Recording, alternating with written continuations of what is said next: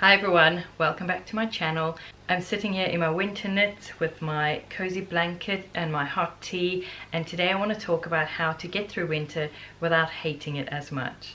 We are coming up to the end of winter and the beginning of spring here in New Zealand, but I know that most of my viewers are in the Northern Hemisphere and you guys are going into winter. And I know that autumn is exciting, and if you're in the Northern Hemisphere, winter can be exciting in the beginning because Christmas is coming up and it's all fun and festive, but there's a stretch of winter, there's a long stretch of winter after Christmas has finished and spring feels so far away, and it can be so gloomy and so cold and depressing.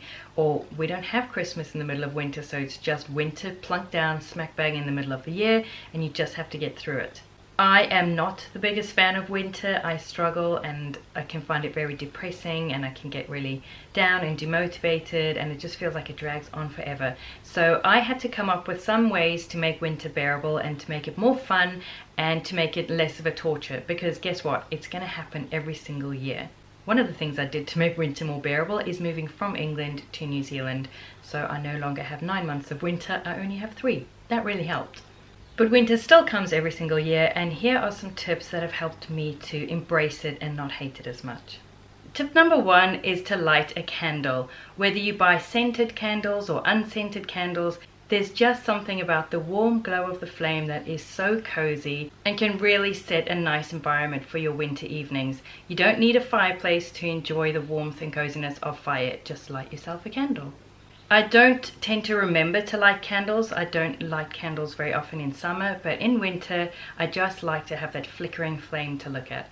Tip number 2 is stay warm, and you might think it sounds like an obvious tip, but if you're anything like my dear husband who is in denial about winter, maybe you aren't reaching for those layers soon enough. When the weather gets cold, treat yourself to a new pair of slippers. Add your extra layers, put the electric blanket onto your bed, pile on the blankets and the quilts, make yourself a cozy nest in bed or on the couch, and just stay snuggly and warm. As I mentioned, my husband Grant tends to forget to put on the extra layers, and he walks around shivering and complaining that it's cold and wanting to turn the central heating up, and I'm like, just add some layers, put on some slippers. It will make you feel so much better about winter if you're not shivering the whole way through.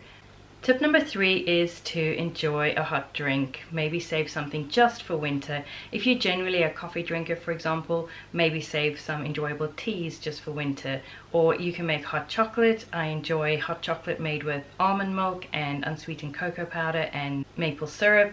Or like I'm drinking today, some lemon balm tea, some herbal teas, just something really warming to warm you from the inside out and to create an atmosphere as well. The little ritual of making the tea or coffee or hot chocolate, the steam, it all adds to the experience and the coziness, and it's something to enjoy during the winter months. Tip number 4 is to switch up your menus and to enjoy warming stews and soups. These don't need to be high in fat, they don't need to be heavy. You can make vegetable stews, you can make chicken soup. They're easy to throw together. You generally just chuck everything into a casserole dish or a crock pot or a saucepan on the stove and just let them simmer away. It makes the house smell good. It's hearty and warming, and it's something different from what you'd normally eat in the warmer months, so it's something to look forward to in winter. Tip number 5 is to make a point of enjoying the beauty that winter brings. You can do this in different ways. You can watch films that are set in winter. You could look through photographs online or in books. You can make a point of getting out and taking your own photographs. It does help to go out and look for the beauty in winter. It will make you see the winter surroundings differently. You could enjoy, for example, the autumn-winter issue of Bella Grace magazine. You'll see lots of beauty in there. Just enjoy the beauty that winter brings. It's not the same as the beauty in the warmer months, but it's still there, I promise. Tip number 6 is to enjoy some stylish winter outfits. You might want to paint your nails a darker color or enjoy darker lipstick than you would wear during spring and summer. Maybe you'll get out your cozy hoodies and your chunky warm winter knits. It helps to have a really good pair of boots that you can look forward to wearing. Maybe treat yourself to a new scarf. Adding a couple of new pieces when you're going into winter helps you to look forward to actually styling some winter outfits rather than just huddling and hiding under big hoodies and leggings. Tip number 7 is to add some winter interest to the garden. Most things are dead in the garden, and if you live in an area that gets a lot of snow, this might be a little bit harder for you to do, but there are always things that you can add to your garden or to your pots on your balcony or to your window box that can add a bit of natural interest outside during the colder months. In my garden, I enjoy plants such as hellebores, which are also known as winter roses because they do bloom in winter. I also enjoy cyclamen. I love the bright pops of pink and purple and red and white that cyclamen brings to my garden during the winter months.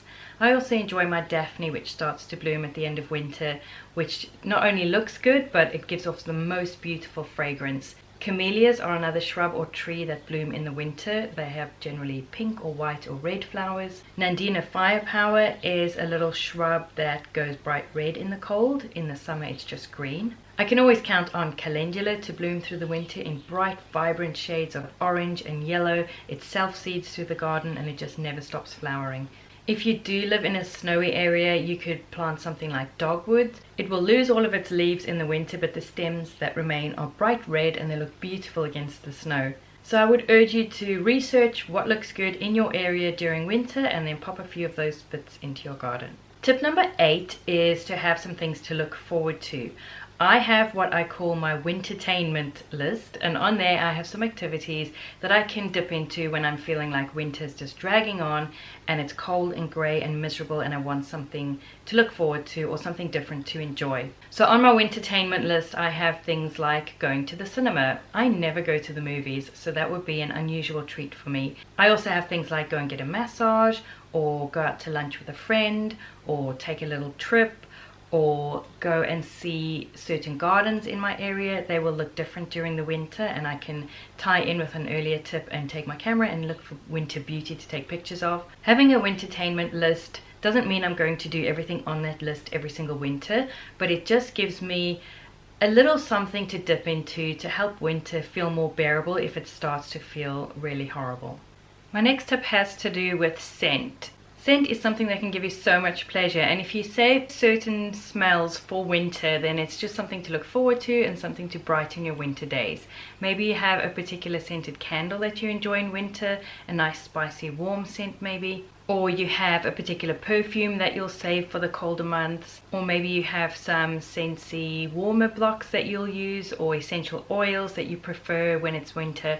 If you bring out certain scents in winter that bring you pleasure, it's something to look forward to and it's something to brighten your winter days. Tip number 10 is to slow down.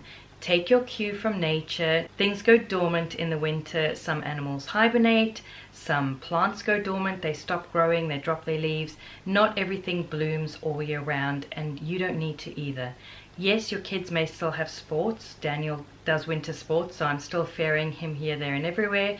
Yes, you still have appointments, you still have a house to clean, you still have work to do. Life goes on during the winter, but it helps to create some margins. Try and clear the decks a little bit. Schedule in 1 or 2 nights every single week when you go to bed early with a good book. Just try and slow down, take a bit of time to rest. You might feel less energetic, you might struggle with seasonal affective disorder like I sometimes do, where you might feel more depressed and less motivated. Just give yourself a bit of grace, give yourself a bit of time and space to slow down and to rest. And then I have a bonus tip for you. Keep a calendar and keep an eye on the beginning of spring. It may just be spring on the calendar and you may not even really see many signs of spring, but it does mean that winter's over. No matter how bad winter is, it will eventually end.